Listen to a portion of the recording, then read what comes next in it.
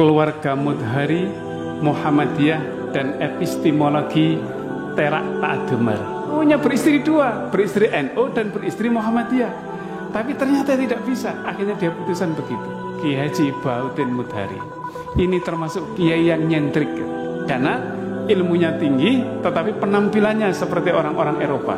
Bahuddin kecil ini oleh ayahnya tidak disekolahkan di pondok biasa, disekolahkan ke Madrasah Muallimin Yogyakarta. Pondok di Muallimin, dia sudah tidak bertemu dengan Kiai Ahmad Dahlan, tapi dia bertemu dan pernah mengajar, diajar oleh Kiai Haji Mas Mansur. Filsafat itu ada ontologi, ada epistemologi, ada aksiologi. Dari ontologi itu ada fisika, ada metafisika. Mana epistemologi? Epistemologi itu banyak macamnya, sumbernya ada 4. Pertama dari ide, dari akal, dari empirisisme, dari pengalaman panca indera. Yang ketiga dari perasaan, dari kolab. Yang ketiga dari spiritual. Ini semuanya bisa dijelaskan dengan satu kata, yaitu Terak Ta'adumar. Di masa mudanya itu, dia sekali mengejarkan musik kepada orang-orang Cina dengan ada biaya Rp1 per orang.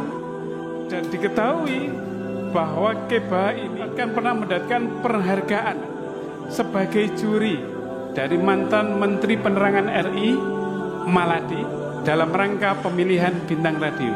Luar biasa, kiai tapi juri bintang radio. Bahkan punya ijazah belajar musik juga. Selain bermusik, Kiai Baha ini juga menguasai 5 bahasa asing, yaitu bahasa Arab, bahasa Inggris, bahasa Jerman, bahasa Prancis, dan bahasa Belanda. Setiap malam Rabu, Kiai Baha ini memberikan kursus ilmu bahasa Arab, yaitu ilmu nahwu sorof. Jadi kesibukan Kiai Baha ini luar biasa. Nanti akan saya tunjukkan bagaimana. Terak Ta'adumar itu artinya adalah terang tanpa lampu. Kata orang Madura, orang itu bisa menjadi pinter tanpa harus dengan seorang guru. Itu dari sisi pendidikan. Tapi nanti kalau dilihat secara epistemologi, ini panjang. Karena bisa didekati dengan pendekatan Al-Quran dan juga pendekatan ilmu filsafat barat.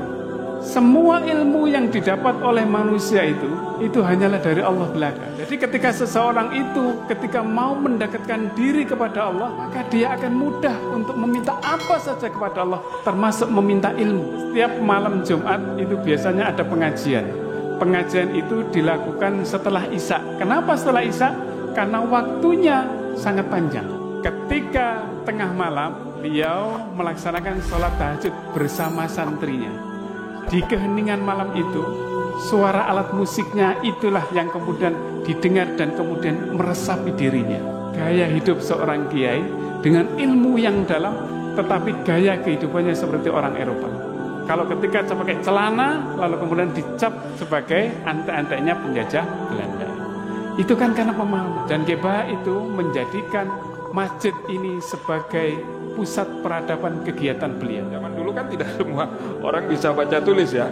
Tapi beliau sudah pandai bahasa Jerman, ibu saya juga. Bahasa Belanda, ibu saya apalagi. Kadang beliau kalau selesai makan siang tuh main biola sebelum istirahat. Dulu kalau namanya kiai itu kan anti Belanda. Kok hobinya sama dengan orang Belanda, noni-noni Belanda gitu. Mendapat sorotannya tidak seperti sekarang. Kalau sekarang kiai karaoke biasa ya. Nah itu dari segi musik. Lihat ke atas Pak, mimisnya jatuh ke saya dong gitu. Entah dari mana itu Pak. Di santrinya yang gaib itu mungkin disuruh nurunkan ke kepala saya. Kita mau menghadap Allah kapanpun kan nggak usah dicekat-cekat oleh fikih. Ini makrifat sudah. Ya, capera apa jam? Benar juga. Saya mau ke menghadap Allah kapan saja.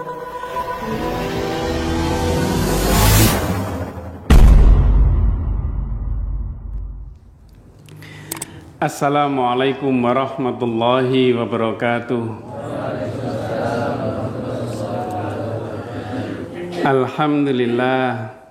Alhamdulillahilladzi nahmaduhu wa nasta'inuhu wa nastaghfiruh wa na'udzu billahi min syururi anfusina wa min sayyiati a'malina may yahdihillahu fahuwal muhtadi wa may yudlil falan tajida lahu waliyyan mursyida.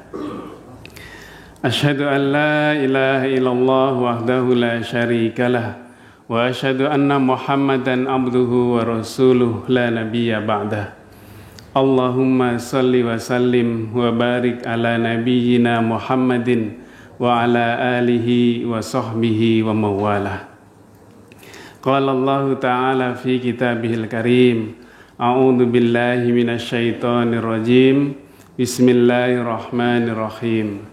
Wal takum minkum ummatun yad'una ilal khair wa ya'muruna bil ma'ruf wa yanhauna 'anil munkar wa ulaika humul muflihun.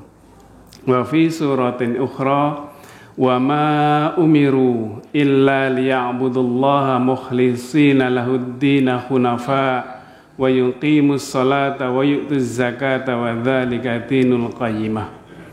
Wa fi suratin ukhra, qalu subhanaka la ilma lana illa ma 'allamtana innaka antal alimul hakim. Yang saya hormati dan yang saya takzimi Bapak Kiai Haji Ahsani Takwim, atau mungkin sering dipanggil dengan Kiai Tatang. Yang saya hormati dan yang saya takzimi juga Ustadz APD Kadir AS, Bapak-bapak jamaah dan saudara-saudara sekalian yang saya hormati. Saya terus terang tidak pernah berceramah di masjid pesantren ini, tidak pernah jadi khotib di sini. Jadi ketika saya diminta untuk mengisi di sini, sebenarnya jadwal saya tanggal 30 di Uniba sana. Tapi karena Pak Yasin hari ini tidak bisa, maka kemudian jadwal saya diajukan hari ini. Jadi sebelum saya kemudian mengiyai oleh Kak Adi, saya bilang minta izin dulu, minta izin kesediaan diterima atau tidak saya untuk mengisi ceramah di sini. Jadi katanya diterima katanya. Ya alhamdulillah. Saya materinya agak beda.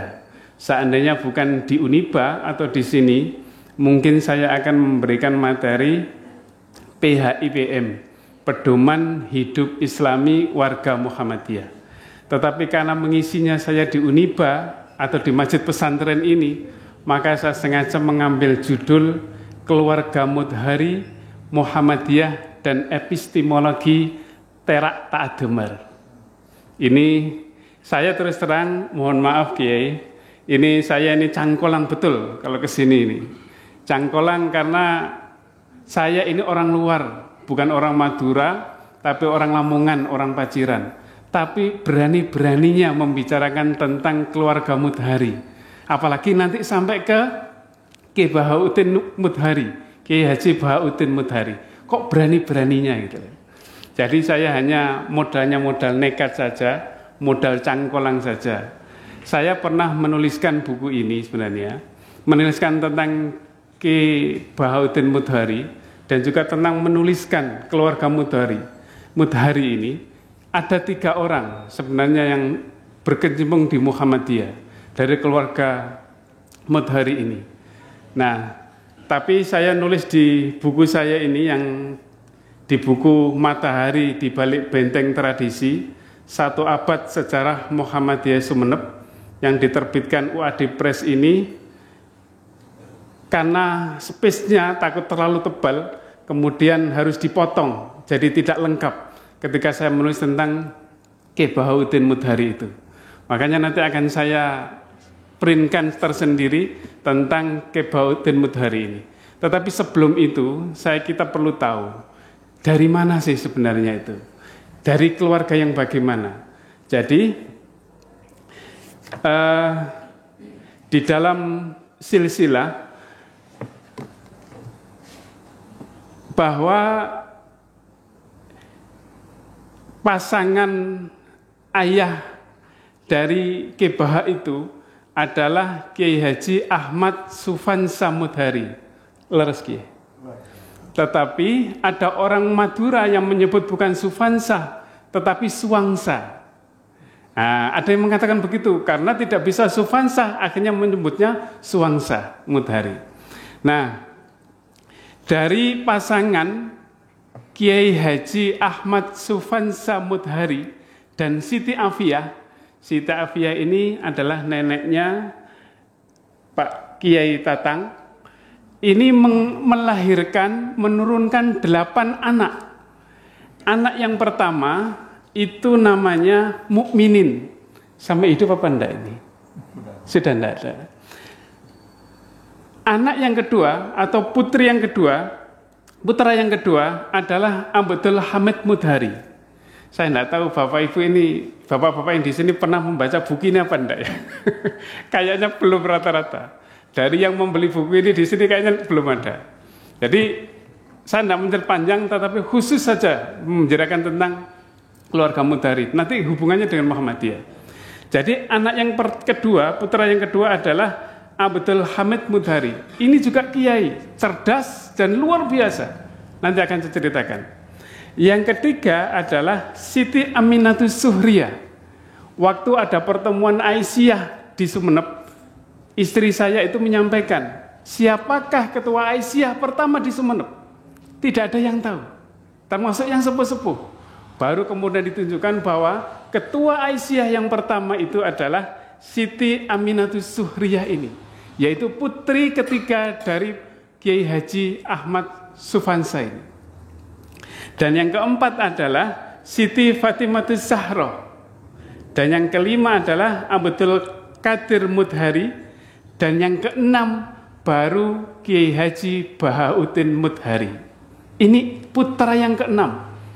Dan yang ketujuh adalah Maimunah, dan yang kedelapan adalah Siti Sufiyah. Hadir lagi, begitu? Ya. Ini mumpung ada, jadi saya langsung konfirmasi. Yang saya tulis begitu. Nah, dari mana saya membaca ini? Dari berbagai literatur, termasuk dari wawancara orang-orang sepuh yang sebagian sudah banyak yang meninggal. Termasuk saya tanya ke Kiai Afnani, ya Kiai Afnani Khawari. Saya juga tanya. Jadi beberapa sumber yang kemudian saya lacak. Nah ya orang sekali lagi orang Lamongan, orang Paciran yang ditulis tentang Madura. Nah ini yang kadang-kadang saya sendiri ya sekali lagi ini nekat dan cangkolang saja. Nah lalu siapa dengan Kiai? Tapi dalam catatan saya yang kemudian aktif di Muhammadiyah itu hanya 3. Yaitu Kiai Abdul Hamid Mudhari, lalu Siti Aminatus Suhriyah, dan Kiai Haji Bahauddin Mudhari. Saya tidak tahu yang Kiai Hamid Mudhari ini sempat naik haji mungkin? Belum. Karena selama yang saya menuliskan memang tidak ada yang pernah menyebut Kiai Haji. Nah, yang menarik adalah meskipun sebenarnya tidak punya latar belakang dari keluarga Muhammadiyah, jadi nenek moyangnya Kiai Haji Bahauddin Mudhari atau keluarga Mudhari ini adalah seorang penghulu keraton Sumeneb.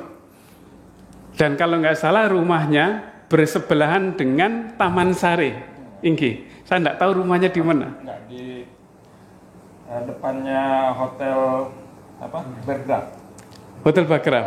Itu ada di depannya itu ada. Agak di depannya. Oh. Ya, itu terus pindah karena ditipu sama orang Arab juga. Ya gitu. Ya, enak kan? Jadi langsung bertanya langsung. Ya, oh di sana. Ya. Jadi mungkin masih lingkup Taman Sari di sana. Nah, hidupnya di pertengahan abad ke-20. Dari abad ke-20 itu ya mungkin 1900-an, tapi sebelum 1800-1900-an itu masa hidupnya. Nah, saya kembalikan ke Kiai Haji Abdul Hamid Mudhari dulu, karena putra yang kedua yang lebih tua.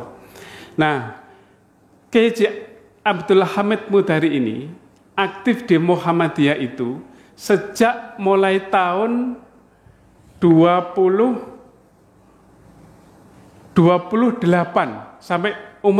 sampai tahun 1940-an. Itu masih aktif di Muhammadiyah. Jadi Muhammadiyah kalau secara resmi masuk di Muhammadiyah di Sumeneb lalu kemudian menjadi sebuah organisasi yang dengan kepengurusan itu baru pada tahun 1926. Tetapi bibitnya itu sudah ada pada tahun 1920. Bibitnya dari mana?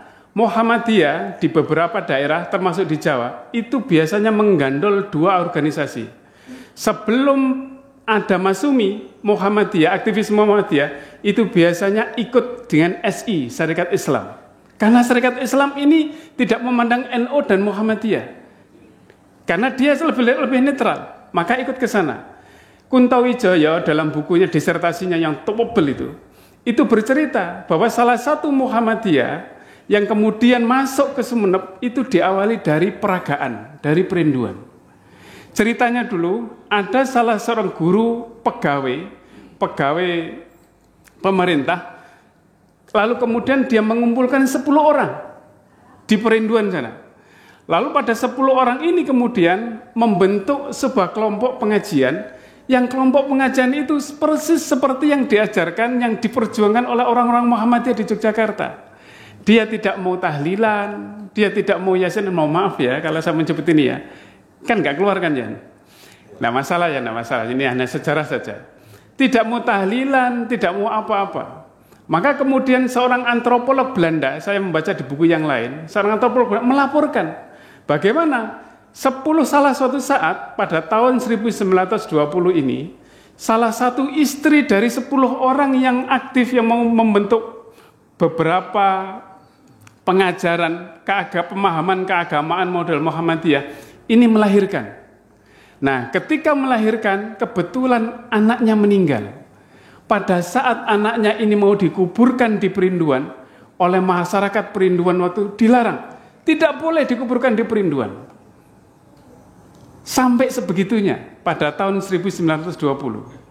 Maka kemudian dengan gelinding, dengan cikar itu, ibunya, anaknya yang sudah meninggal itu dibawa ke Sumeneb, lalu dikuburkan di Sumeneb. Itulah awal dari bagaimana muncul pemahaman model Muhammadiyah di Sumeneb itu. Nah, baru pada tahun 1920 ke atas, 22, baru waktu itu ada seorang bernama Raden Musaid Werdisastro yang baru lulus dari sekolah hewan di Solo. Nah, baru disitulah. Tetapi Raden Musaid ini tidak langsung menyebut Muhammadiyah. Dia ingin menggabungkan antara NU dan Muhammadiyah. Dia mengadakan pengajian, lalu kemudian yang didatangkan adalah kiai-kiai NU yang untuk mengisi pengajian di sana.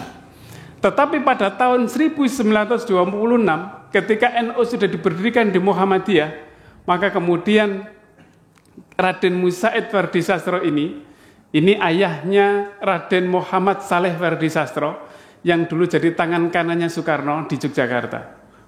Lalu kemudian ketika hendak mengadakan pengajian pada tahun 1925, ternyata yang pengajian itu tidak ada yang datang.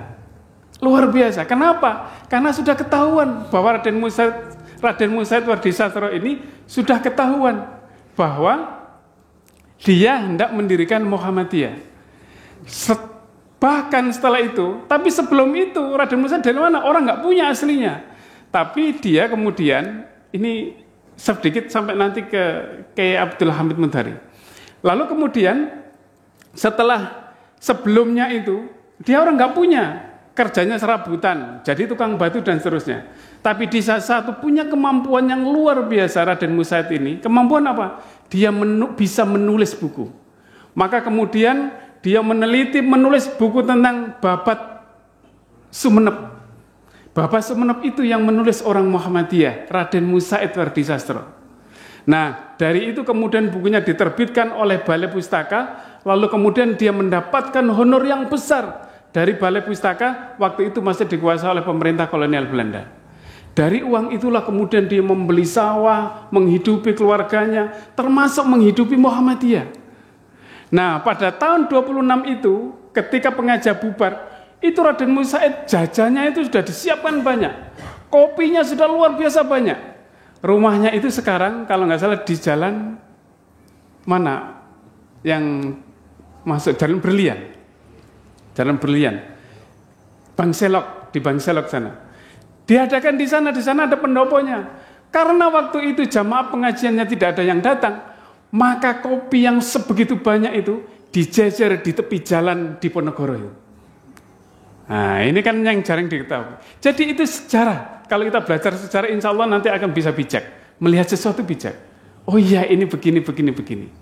Nah, pada saat itulah kemudian ketika sudah terjadi yang begitu, maka Raden Musaid Wadisatro mengatakan, mulai sekarang dalam berumah tangga aku tidak mau beristri dua. Mulai hari ini aku akan aktif di Muhammadiyah saja. Jadi dia maunya beristri dua, beristri NU dan beristri Muhammadiyah. Tapi ternyata tidak bisa, akhirnya dia putusan begitu. Maka kemudian Pak Ali Sastro mengatakan setelah itu pengajiannya bubar, Muhammadiyah pun bubar. Nah, setelah itu kemudian ada anak-anak muda, orang-orang muda yang kemudian mencoba untuk mendirikan, mengaktifkan Muhammadiyah lagi pada tahun 26 itu. Ditunjuklah ketua waktu itu adalah Kiai Muhammad Syafi'i, seorang guru sekolah rakyat desa Kebun Dadap Timur. Ini yang dari Kebun Dadap ini kalau nggak salah Pak Zainuddin. Ya, ada Pak Zainuddin. Dulu dari Kebun Saronggi. Dari Kebun Dadap ini pula dulu menurut Ibu Fauziah almarhumah ada seorang penerjemah Al-Quran dengan pakai bahasa Madura. Pertama kali bukunya saya dulu ditunjukkan, sekarang saya cari nggak ketemu lagi. Bahwa yang menerjemahkan menerjemahkan Al-Quran dengan bahasa Madura pertama kali itu bukan mereka, tetapi orang Muhammadiyah. Nah, itulah yang kemudian diterbitkan oleh penerbit Samsiah di Solo. Namanya penerbit Samsiah di Surakarta sana. Tapi bukunya nggak ada, tidak ada buktinya, susah. Nah, sekretarisnya waktu itu menunjuk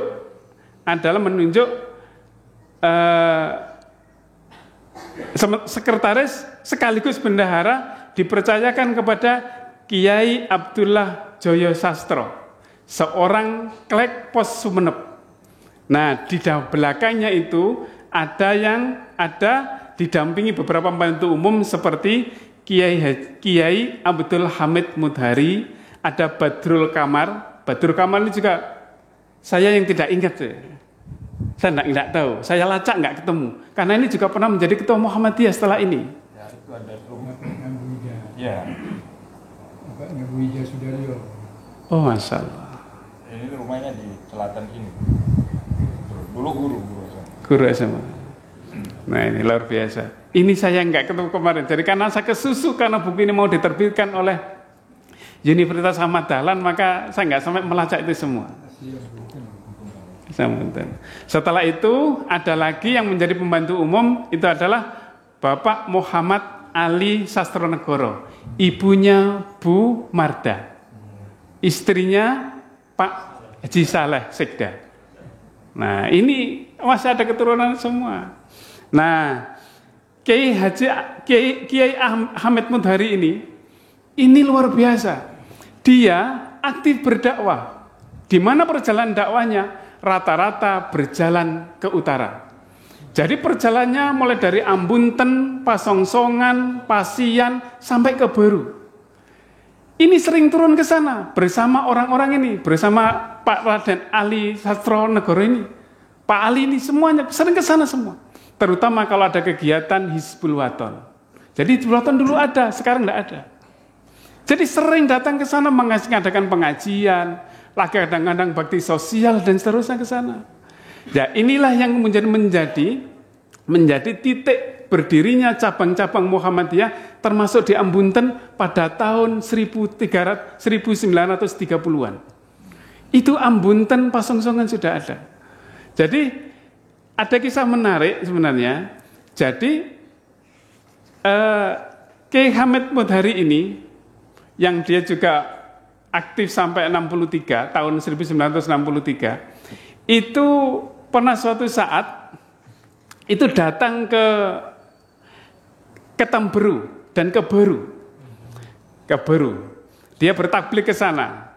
Maka suatu saat, dalam satu kesempatan, tiba-tiba ia didatangi oleh rombongan dari kota Pamekasan.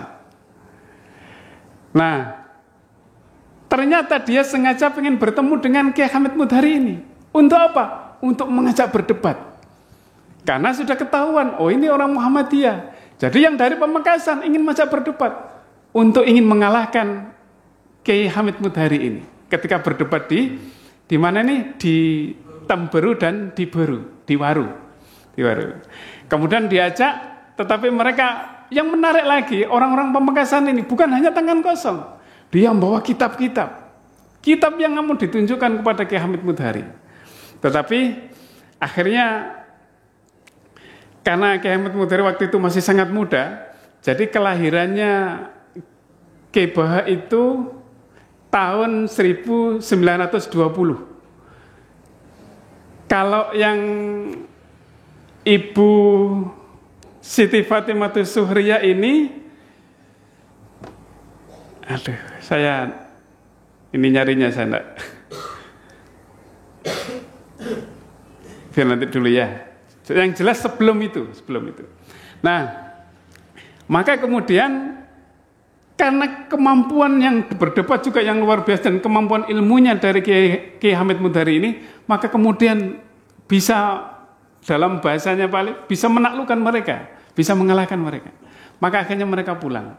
Nah, Kiai Hamid Mudhari ini juga pernah sampai mengikuti, pernah ditetapkan sebagai koordinator Muhammadiyah di Madura.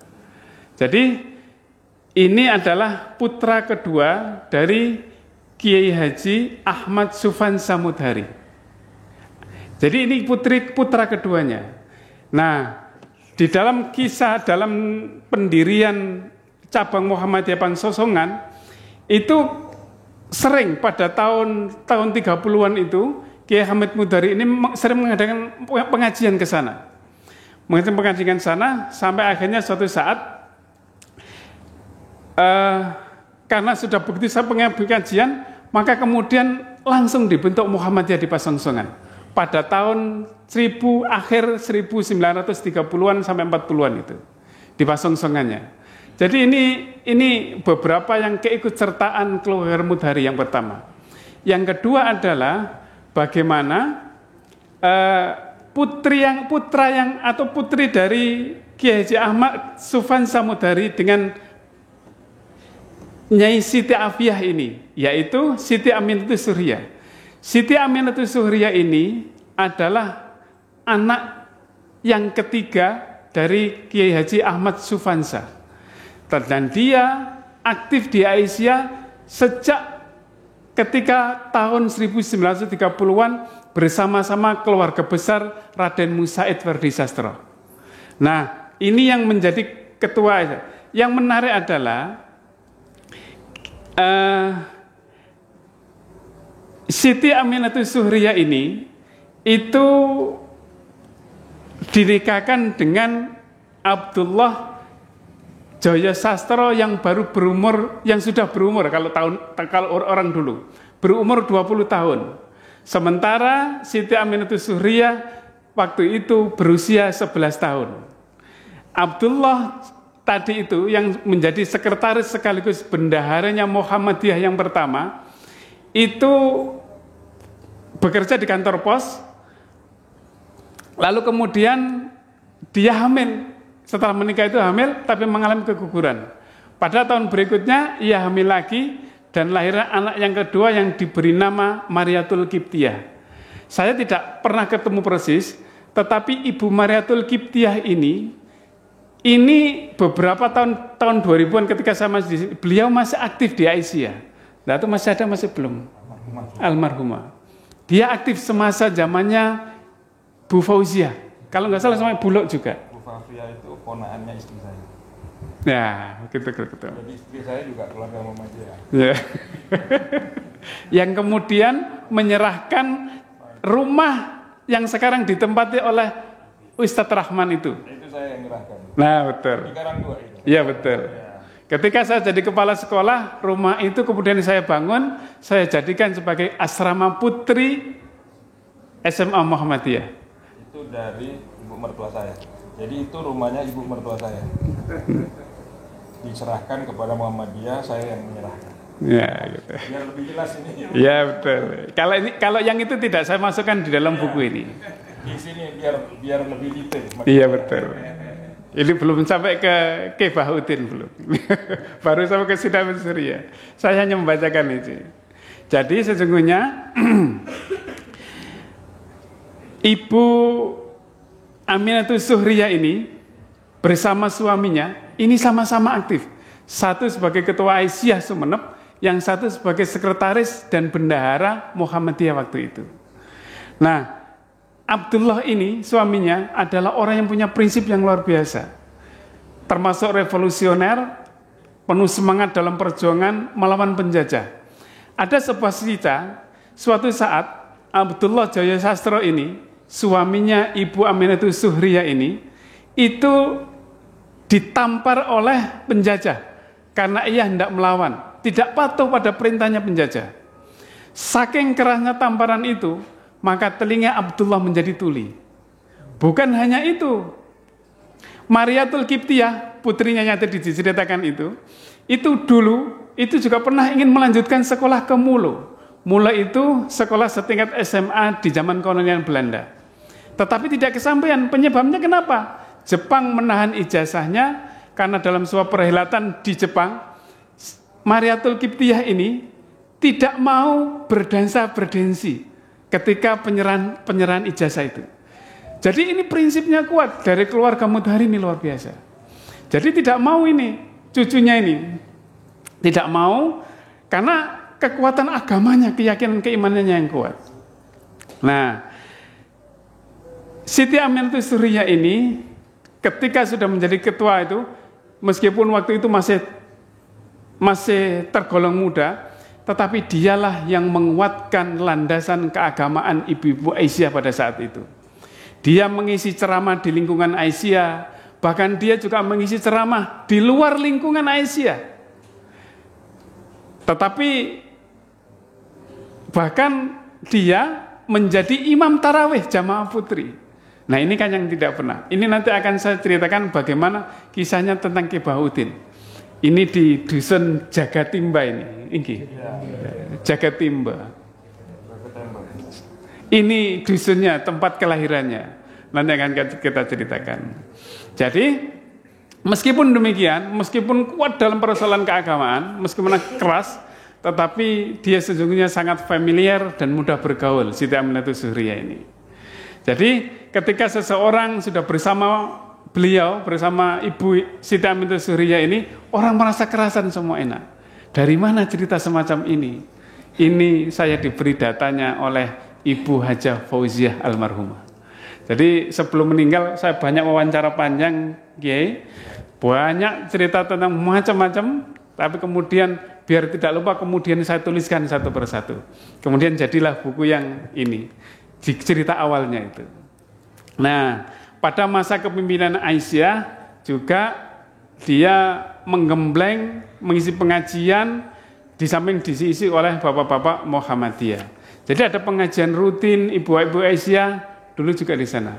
Beliau meninggal pada tahun 1985 dan dimakamkan bersebelahan dengan suaminya di pemakaman Jeruk Purut. Kalau nggak salah ini berkumpul dengan semua keluarga Mudhari.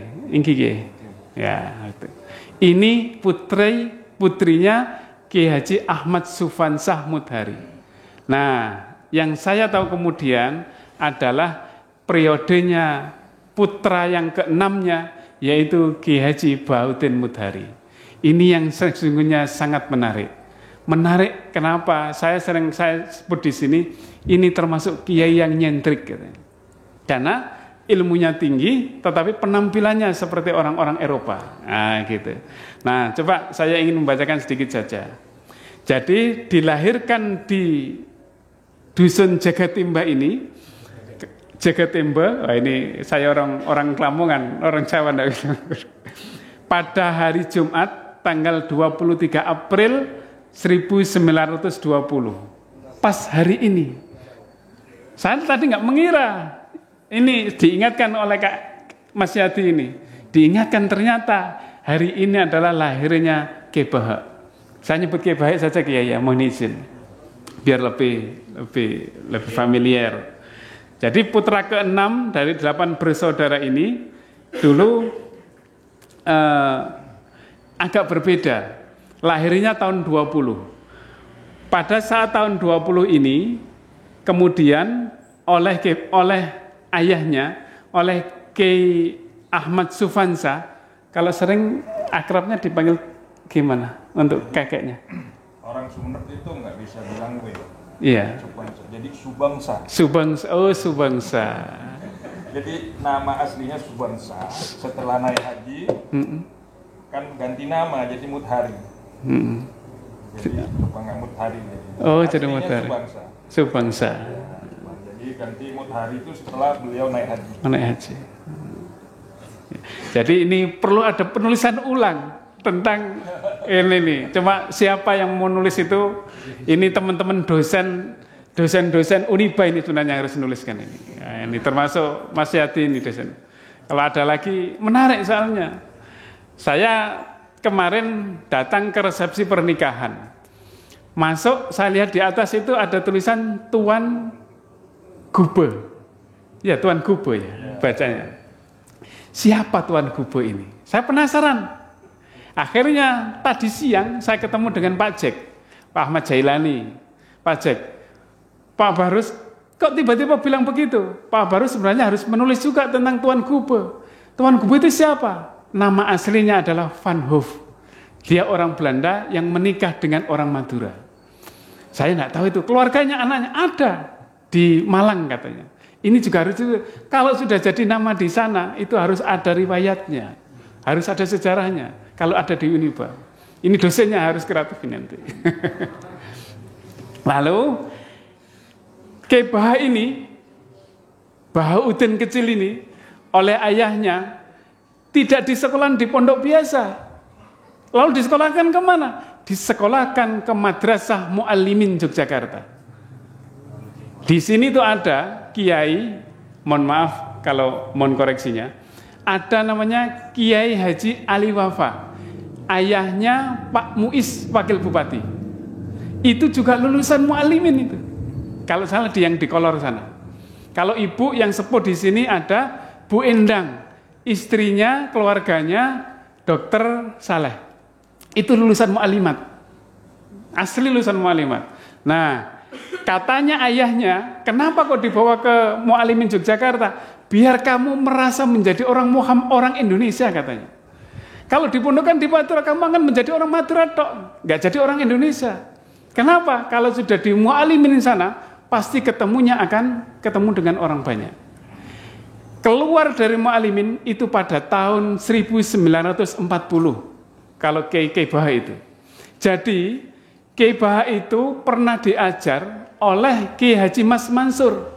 Karena Kiai Haji Mas Mansur itu menjadi ketua PP Muhammadiyah pada tahun 1937 sampai 1942. Jadi tidak menangi Kiai Haji Ahmad Dahlan. Coba anak-anak, Kiai Haji Ahmad Dahlan itu meninggal tahun berapa? Tahun berapa? Nah, yang tidak tahu. Lahirnya tahun berapa?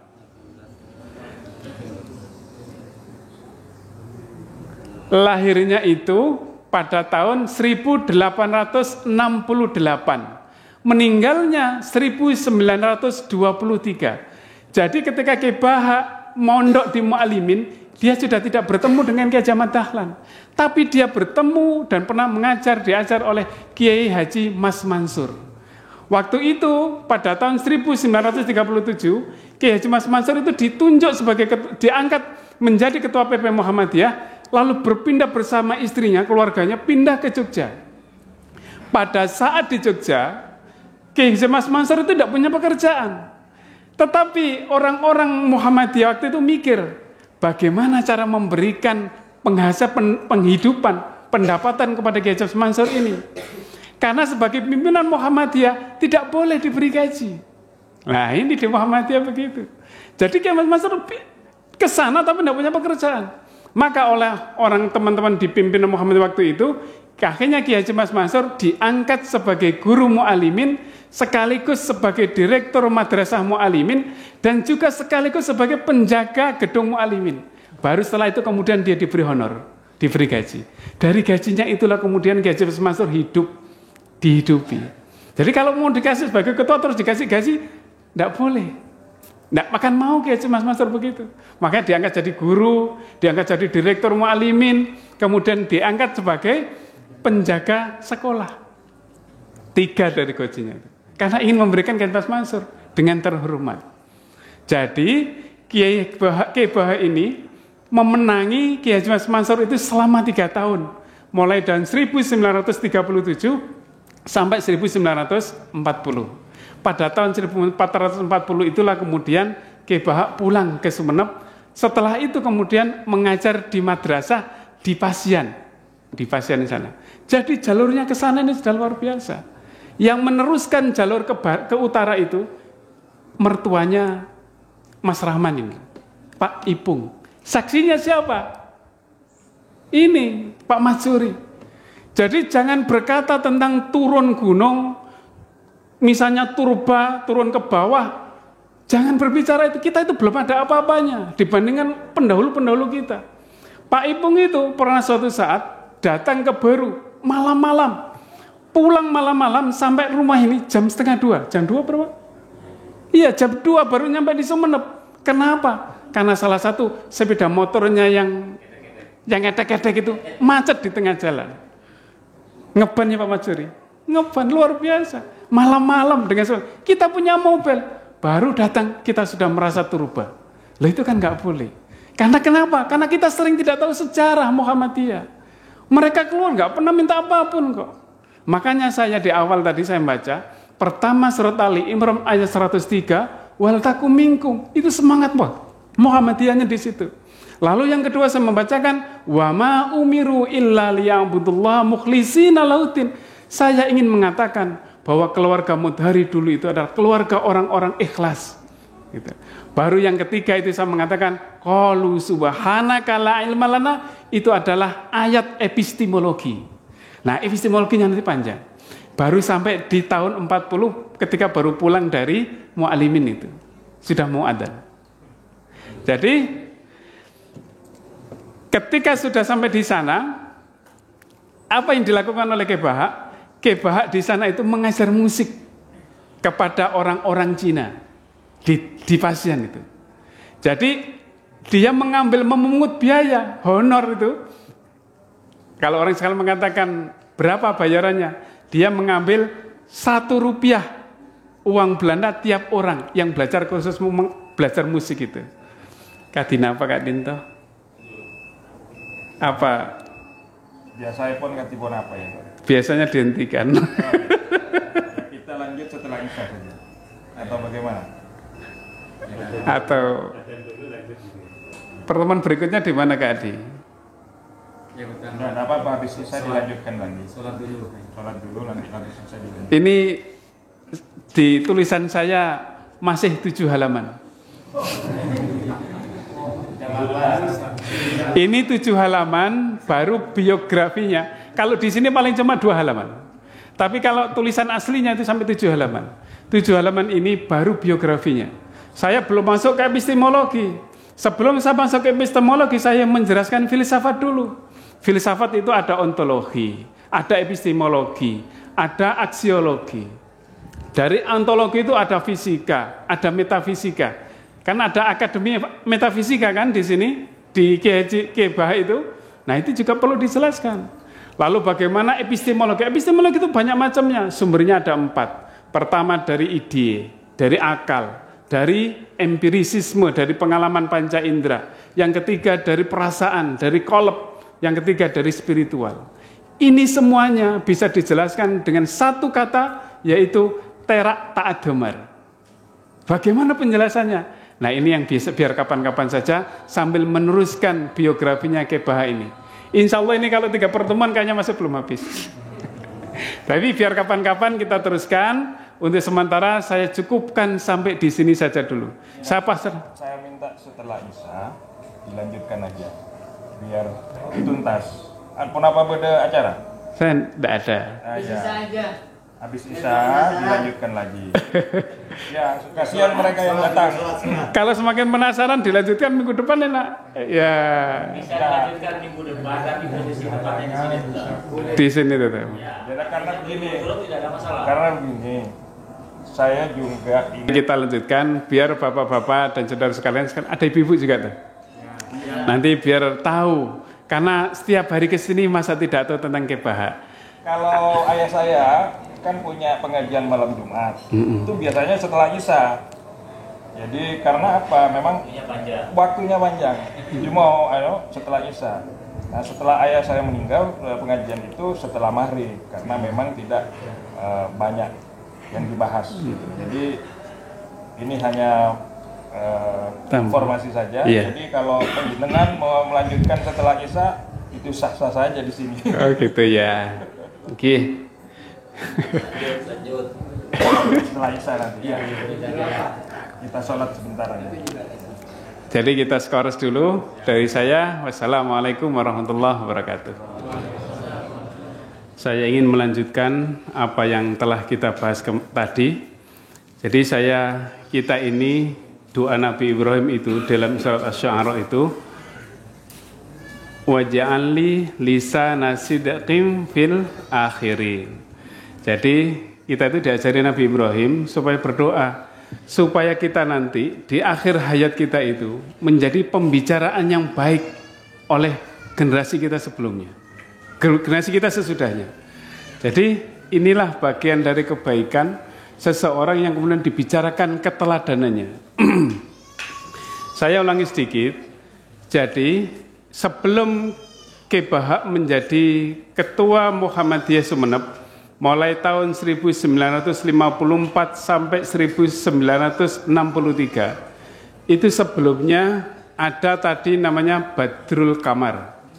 Setelah itu diteruskan oleh Raden Muhammad Saleh Werdi Sastro yang dia menjadi pahlawan nasional.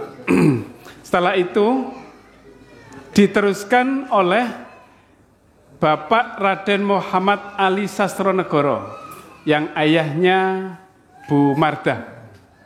Lalu kemudian setelah itu diteruskan oleh Ki Haji Bahuddin Mudhari ini. Nah, Ki Bahuddin Mudhari itu setelah ketika di masa mudanya itu dia sekali mengajarkan musik kepada orang-orang Cina, lalu dengan ada biayanya 1.001 rupiah per orang, dan diketahui bahwa KBH ini pernah mendapatkan penghargaan, bahkan punya ijazah belajar musik juga, bahkan mendapat penghargaan sebagai juri dari mantan Menteri Penerangan RI Maladi dalam rangka pemilihan bintang radio. Luar biasa, kiai tapi juri bintang radio. Anak-anak muda sekarang kan. Nah, selain bermusik, KBH ini juga menguasai 5 bahasa asing, yaitu bahasa Arab, bahasa Inggris, bahasa Jerman, bahasa Prancis, dan bahasa Belanda. Dia juga mempunyai kebiasaan menyewakan buku-bukunya. Bahkan ada bayarannya 2 rupiah per minggu. Nah, luar biasa, sudah ada. Nah, setiap malam Rabu KBH ini memberikan kursus ilmu bahasa Arab, yaitu ilmu nahwu sorof. Ini jadi kesibukan KBH ini luar biasa. Nanti akan saya tunjukkan bagaimana. Nah, jadi KBH yang muda ini itu termasuk adalah seorang yang sangat jenius, luar biasa cerdas, dan meskipun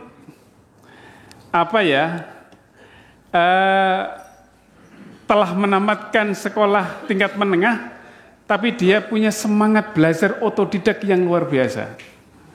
Jadi yang sekarang menjadi ditempel di Uniba ada Terak Ta'ademar, itu adalah bagian dari yang dilakukan oleh KBH. Terak terak ta'adamar itu artinya adalah terang tanpa lampu. Kata orang Madura, orang itu bisa menjadi pinter tanpa harus dengan seorang guru. Itu dari sisi pendidikan, terak adamar. Tapi nanti kalau dilihat secara epistemologi, ini panjang. Karena bisa didekati dengan pendekatan Al-Quran dan juga pendekatan ilmu filsafat barat. Tapi itu biarkan dulu. Nah, Kebaha itu, kenapa muncul kemudian terak ta'adamar itu? Berangkat dari keyakinan Kebaha bahwa semua ilmu yang didapat oleh manusia itu hanyalah dari Allah belaka. Jadi ketika seseorang itu ketika mau mendekatkan diri kepada Allah, maka dia akan mudah untuk meminta apa saja kepada Allah, termasuk meminta ilmu. Nah, itu keyakinan yang diitukan, yang ada di dalam dirinya Kebaha itu. Jadi dia yakin betul bahwa dengan pencerahan rohani tadi, dengan pencerahan spiritual itu, melalui ibadah yang dia lakukan, itu akan membuat otak dan pemikiran seseorang, termasuk hatinya, itu akan bersih. Ketika sudah bersih itu, maka seseorang akan bisa menangkap ayat-ayat Allah, bisa menangkap lambang-lambang dan isyarat-isyarat keilmuan yang diberikan Allah kepada dia. Jadi ini landasan filosofinya itu luar biasa. Dalam, berdasarkan keimanan, pemahaman agamanya mendalam. Jadi Kebaha ini, meskipun juga seorang kiai yang tentu saja yang kita ketahui, tapi dia juga sesungguhnya menyerap banyak ilmu barat. Jadi ketika dia misalnya dengan sholatnya, lalu kemudian dengan intuisinya itu, maka dia sesungguhnya juga sedang sedang mendalami bagaimana proses mendapatkan sebuah ilmu itu. Nah, itu yang diajarkan kepada santri-santrinya. Jadi di samping ilmu agama dipelajari, tetapi dia juga terampil dalam memainkan alat-alat musik modern. Dia biasa main biola, dia biasa main piano, bahkan beliau Kebaha ini sangat bisa memainkan alat seperti terbang itu. Caranya kayak gitu. Nah, itu yang luar biasa. Lah kalau kita suruh main gitar saja tidak bisa. Nah, gitu. Tapi Kebaha bisa gitar. Nanti akan saya jelaskan bagaimana, kapan Kebaha itu memainkan gitarnya dan pianonya itu. Nah, dari kehidupan yang seimbang dia antara rasio, lalu dengan rasa intuisinya beliau, lalu dengan kecerdasan spiritualnya itu, maka Kebaha mengajarkan kepada jamaah, kepada ketika di sini, ini langgar ya, yang nggak pernah dirubah ya. Sudah saya renovasi. Tapi tempatnya di sini. Ya di sini. Ini kan luar biasa. Di sini mengajarkan bagaimana totalitas akal dan perasaan itu diajarkan kepada santri-santrinya. Jadi lahir batin diajarkan oleh Kebaha itu. Jadi pemahamannya tidak separuh-separuh, tidak fikih saja yang kemudian kering dengan nilai-nilai spiritualitas, tapi bagaimana mengasah atau mempertajam perasaan seseorang untuk bisa mendekatkan diri kepada Allah Subhanahu wa taala. Dan dia Kebaha ini adalah termasuk orang yang sangat sibuk. Saya ingin menjelentrehkan, nanti mungkin Ketatang nanti paginya bisa mengoreksi kalau ada salah langsung ya. Jadi di pagi hari Kebaha itu sesudah melaksanakan sholat duha, dia mengajar di pagi harinya. Lalu di siang harinya beliau menerima tamu-tamu yang biasanya konsultasi tentang masalah keagamaan atau berbagai masalah yang datang kepada beliau. Setelah makan siang dan bercengkerama dengan putra-putrinya, Kebaha istirahat sebentar. Nah, di sore hari ketika sudah tidak ada tamu atau tidak ada kegiatan di luar, Kebaha itu punya kebiasaan menulis di sore harinya itu. Sampai menjelang maghrib, dan ketika habis maghrib, biasanya dia akan menemui tamu-tamunya lagi sampai isya. Nah, ini kan kebiasaan yang sangat luar biasa. Jadi kalau tidak ada kegiatan misalnya ceramah dan seterusnya, biasanya itu yang dilakukan oleh Kebaha. Jadi ceramah habis maghrib, habis isya, tadi disampaikan oleh Pak Yai Tatang bahwa setiap malam Jumat itu biasanya ada pengajian. Pengajian itu dilakukan setelah isya. Kenapa setelah isya? Karena waktunya sangat panjang. Kalau maghrib sampai isya sebentar saja, karena membuka dialog yang sangat dari para santri dan jamaah yang ada yang datang. Nah, ketika tengah malam beliau melaksanakan sholat tahajud bersama santrinya. Saya tidak pernah, belum tahu kira-kira santrinya waktu itu berapa yang kemudian aktif di musola ini Pak Kiai. Kalau apa sholat malam? Iya, sholat malam. Kalau sholat malam kira-kira 20 orang. 20 orang yang ikut sholat malam. Nah, setelah sholat malam, sehabis sholat malam, sholat tahajud, dia baru menikmati makan malam. Lah, luar biasa ini. Makan malamnya baru malam-malam. Jadi nanti kalau habis pengajian terus makan malam itu masih siang itu, belum terlalu malam itu.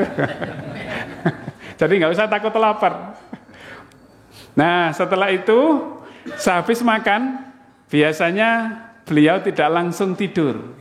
Tetapi dia menyempatkan diri memainkan biola, akordeon, atau piano malam-malam. Luar biasa.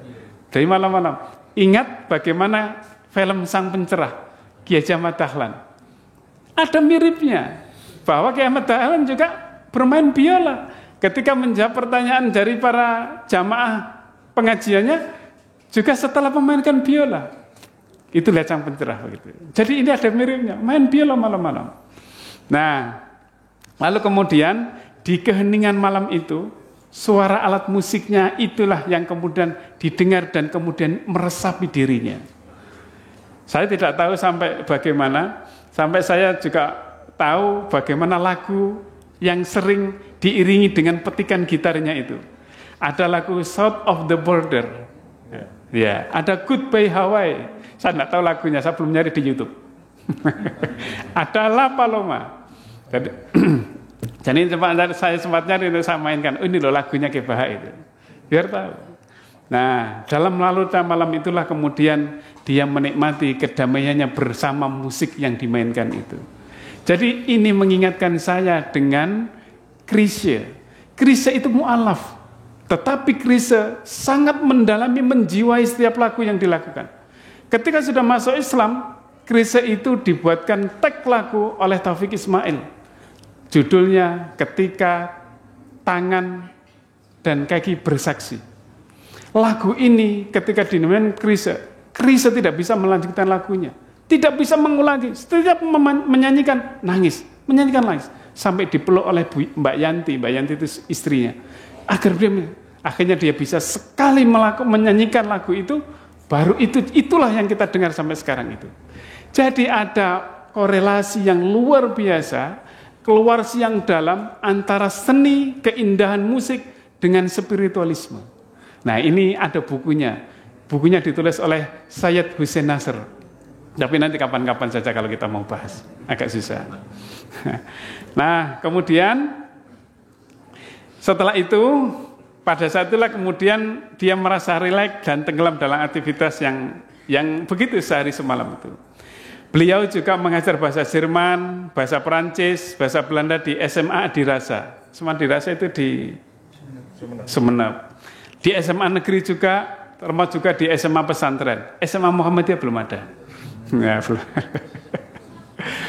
Nah, bila ia memberikan ulangan kepada murid-muridnya, itu biasanya istrinya, Ibu Hajah Siti Kartini. Sekedar diketahui bahwa Ibu Hajah Siti Kartini ini adalah pernah menjadi ketua cabang Aisyah pada tahun 1959 sampai 1963. Keba ketua Muhammadiyah, suami istrinya menjadi ketua Aisyah, seperti Pak Haidar Nasir dan Bu Nurjannah Johantini. Nah, ini. Nah, ketika ulangan murid-muridnya, yang koreksi itu istrinya, Bu Hajah Kartini ini yang mengoreksi soalnya. Nah, ada yang menarik, ketika akan berangkat ke sekolah, dia tidak berangkat sendiri, dia dijemput oleh murid-muridnya. Bahkan saya pernah mendengar muridnya itu pernah menaik sepeda motor trail, dianggap murid yang nakal. Tetapi kalau sudah waktunya Kiai Bahak ngajar, dia yang jemput. Begitu ya. Itu satu saat begitu, cerita kayak begitu. Jadi yang jemput itu anak-anak yang nakal itu yang jemput Kiai Bahak itu. Bahkan yang sering menjemput itu bahkan adalah anak yang keturunan Cina, namanya Oi Tek Hoi. Nah, sampai hafal namanya. Saya nggak hafal namanya, cuma saya baca saja. Jadi inilah saya dengar katanya yang sering menjemput Kiai Bahak ini sampai sekarang masih nyambung bersilaturahmi dengan keluarga besar Kiai Bahak. Tinggi ya? Ya. Masih. Nah selain itu Kiai Bahak ini juga pintar membuat lagu. Bahkan lagu Mares SMA Negeri 1 Sumeneb itu yang membuat adalah, yang menciptakan adalah Kiai Bahak. Sampai sekarang masih dipakai apa belum? Masih dipakai? Saya tidak tahu.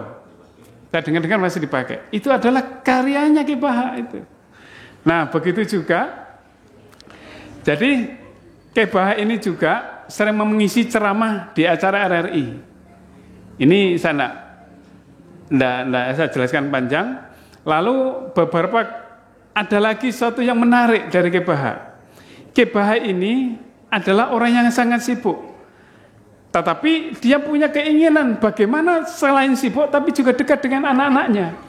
Maka setiap pagi itu sebelum berangkat, beliaunya itu menggambar. Kiai Bahak itu menggambar komik di atas kertas itu. Ceritanya apa komiknya itu? Adalah cerita tentang putra-putrinya sendiri.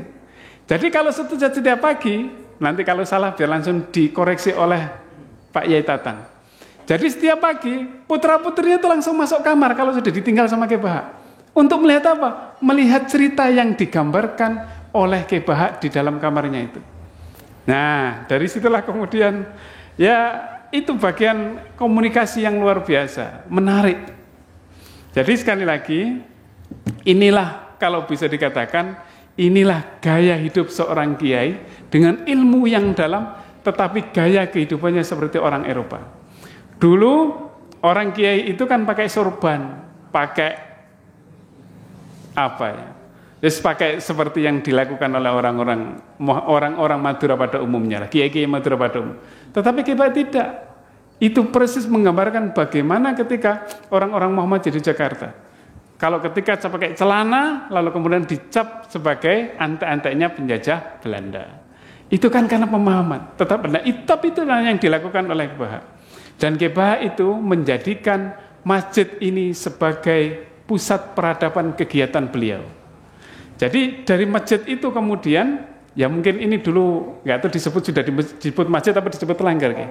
Langgar Mas ya. Baru kan di masjid. Saya sendiri kadang-kadang antara masjid dan musola itu apa bedanya juga enggak. Samar. Kalau Indonesia saja yang kemudian membedakan. Jadi kemudian di langgar inilah kemudian menjadi pusat kegiatan keislaman yang dilakukan oleh Kiai Bahak. Jadi Kiai Bahak ini seringkali ketika sebagai tempat belajar murid-muridnya ketika mau ujian, tapi juga sekaligus mengikuti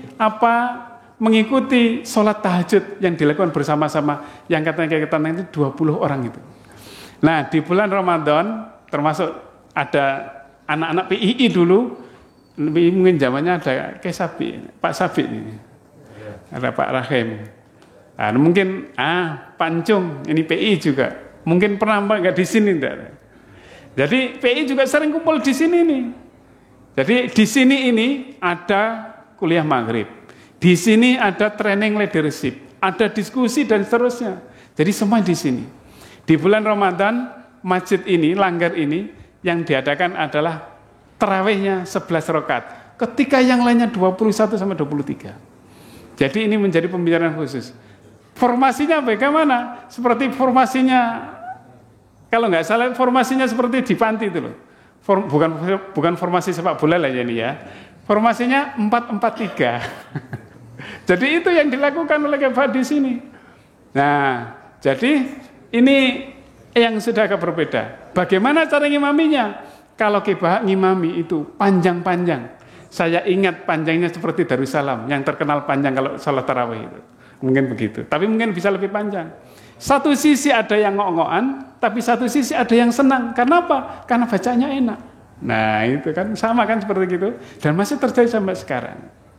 Nah jadi ini saya kira yang menarik. Selain itu penampilan tadi yang sudah saya sampaikan, bahkan ada yang menyatakan penampilannya Kiai Baha itu termasuk nyeleneh katanya. Kenapa? Karena seringkali menjadi gejolak di masyarakat. Ya karena tadi itu orang yang masih tradisional, tetapi dia sudah berlaku modernis, tidak melihat oh itu pakaiannya penjajah dan seterusnya. Tetapi itulah yang kemudian terjadi. Nah tulisan-tulisan Kiai Baha itu banyak, seperti ada Setetes Rahasia Alam Tuhan, Setetes Rahasia Ibadah, ada Daya Nalar Budi, lalu kemudian ada dialog itu yang sering kita baca, dialog masalah ketuhanan Yesus itu juga ada. Dari buku-buku ini saja, kalau misalnya ada dosen Uniba yang meneliti tentang bagaimana epistemologinya Kiai Baha, itu insya Allah sudah cukup. Tetapi dasar keilmuannya harus dikuatkan, dasar filsafatnya, dasar landasan pemahaman tentang Al-Qur'annya juga harus dikuatkan. Inilah tentang seorang Kiai Baha. Kiai Baha juga aktif di Muhammadiyah. Jadi di samping menjadi ketua pimpinan daerah Muhammadiyah pada tahun 1954 sampai 1963, beliau juga pernah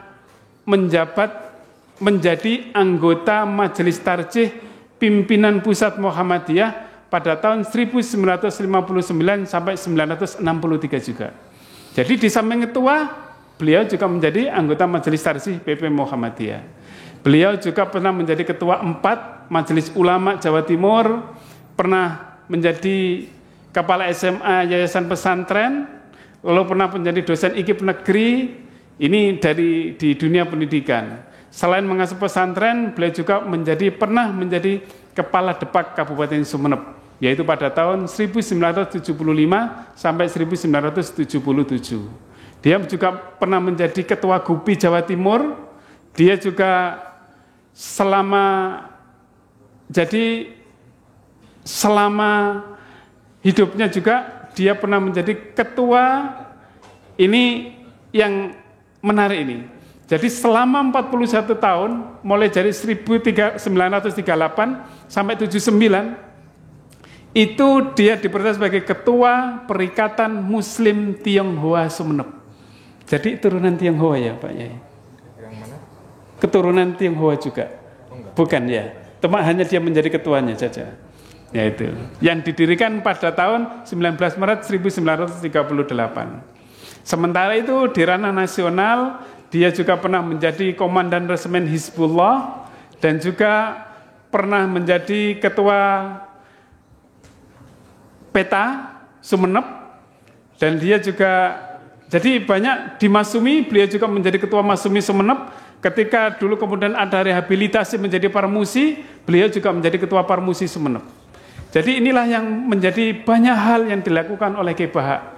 Nah, dari sinilah kemudian Kiai Baha itu pernah mendapat surat penghargaan dari Kementerian Pertahanan RI yang ditandatangani oleh Mayor Sudibyo pada tahun 1953. Tetapi beliau tidak bersedia menjadi anggota veteran karena merasa bahwa perjuangannya untuk menghindari hal-hal yang sifatnya duniawi itu. Kiai Baha meninggal pulang ke hariban Allah pada hari Selasa tanggal 4 Desember 1979 di Surabaya. Kemudian dimakamkan di pemakaman keluarga di Jeruk Purut, seperti Kiai Ahmad Hamid Mudhari, lalu kemudian seperti Ibu Siti Fatimatus Suhriya, Siti Aminatus Suhriya, ya, di sana semua di pemakaman keluarga. Kiai Baha menikah dengan Siti Kartini yang tadi ketua Aisyah itu dikaruniai 7 putra putri. Pertama adalah Haji Asasi Daulati, yang kedua Haji Ariskul Fikri, Hajah Asfi Raihani, Hajah Asrori Hermani, Hajah Anwaril Komari. Kalau nggak salah, Hajah Asrori Hermani adalah Ke Herman. Saya dulu pertama kali tahun 2000 masuk di sini, saya paling senang kalau dengarkan ceramahnya, khutbahnya Ke Herman. Kalau saya tahu beliau jadwal di mana, biasanya saya datang. Waktu baru awal saya masuk di Sumeneb tahun 2000. Di Darussalam pernah, di Al-Kausar pernah, lalu di mana lagi pernah, saya mengikuti itu. Dan yang kedua, kemudian ada Hajah Anwaril Komari. Kalau nggak salah ini sering dipanggil sama Bu Aying, keluarganya Pak Fen. Ya, Pak Fen di Sikda. Saya masih menangi di itu. Lalu dengan istri kedua, Hajah Hasaniyah. Saya belum itu. Oh iya. Saya lupa. Lalu kemudian ada Afnani Hawari. Kalau nggak salah ini Surabaya. Saya dulu itu Afnani Hawari meninggal masih umur 6 bulan. Oh, 6 bulan. Baru saya. Oh iya. Namanya diambil sama ponaan saya, namanya Afnani Hawari yang sering menghubungi panjenengan itu. Oh, itu ponaan. Ponaan itu. Oh, tapi namanya ada memang. Diambil namanya. Oh, gitu. Tapi itu kakak saya. Meninggal. Masih bayi ya. Jadi Afnani Hawari ini meninggal masih kecil. Setelah itu baru lahir Kiai Haji Ahsani Takwim, atau kita sering menyebutnya Ketatang. Ini baterainya sudah agak lemot ini. Ya, jadi meninggal namanya diambil ponakannya Ketatang itu, yang biasanya sering hubungan dengan saya, komunikasi dengan saya. Lalu dari istri yang kedua yaitu Hajah Hasaniyah. Hajah Hasaniyah ini mempunyai 3 putra putri. Pertama Ali Fikri, yang kedua Haji Asri Nafari, dan yang ketiga adalah Hajah Aini Izzati. Saya tidak pernah kenal semuanya, mohon maaf. Dan yang ketiga dari pernikahan beliau dengan istri yang ketiga yaitu Hajah Kutsiyah. Kalau nggak salah nama Hasaniyah ini diabadikan dengan masjid di depan rumahnya Haji Herman. Lalu yang ketiga adalah Hajah Kutsiyah. Kutsiyah dikaruniai 2 putra putri, yaitu Hajah Autari Asnawati dan Haji Ahsanul Kosasi. Jadi Ahsanul Kosasi adalah putra bungsu paling muda ya dari Ki Bahauddin Mudhari. Jadi hanya ini dari biografinya yang bisa saya sampaikan kepada bapak-bapak, saudara-saudara dan itu. Kalau kita mau membahas tentang epistemologi Terak Ta'adumar, ini panjang lagi penjelasannya. Biar suatu saat akan saya jelaskan. Insya Allah masih satu kesempatan maghrib sampai isya, insya Allah sudah cukup untuk yang itu. Tetapi kalau ingin mendalami, saya kira memang harus ada yang mendalami. Terutama yang, ya ini saya mengharapkan dosen-dosen Uniba ini yang harus mendalami ilmunya biar sebagai nama Uniba, Universitas Bahauddin Mudhari itu biar lebih mengerti orang-orang. Oh begitu loh kehidupannya, oh begitu pemikirannya. Jadi mungkin hanya ini yang bisa saya sampaikan. Insya Allah setelah ini akan ada closing statement, ada penutup dari Pak Kiai Haji Ahsani Takwim. Kami persilakan. Dari saya akhiri dulu. Nasrum sekali lagi, ini cangkolang Pak Kiai. Saya cangkolang betul. Sekali lagi, saya tidak pernah di sini, tapi kemudian saya disuruh menyampaikan materi di sini, dan saya sebagai bukan orang Madura, apalagi bukan juga keluarga dalam Ki Bahauddin keluarga Mudhari, tapi saya justru menyampaikan tentang keluarga Mudhari. Semoga sekali lagi ini bisa menjadikan teladan bagi kita untuk mempelajari agama dan untuk mendekatkan diri kepada Allah Subhanahu wa taala. Sekali lagi mohon maaf dan terima kasih. Nasrun minallah wa fathun qarib wa basyiril mu'minin. Wassalamualaikum warahmatullahi wabarakatuh.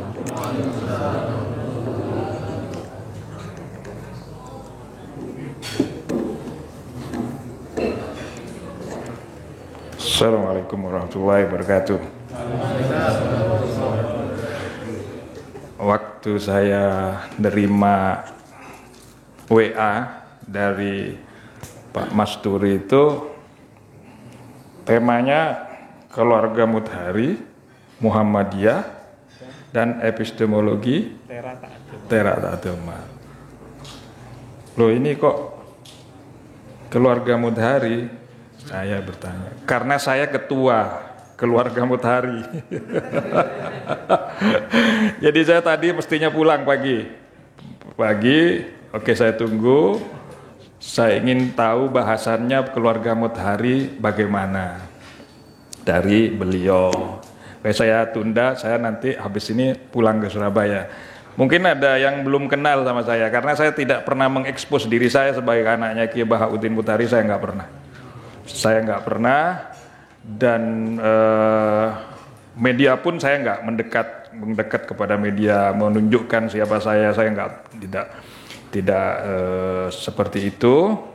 Bahkan ke politik pun saya nggak turun ya. Kembali kepada penjelasan beliau bahwa keluarga kakek saya. Jadi saya ini cucu.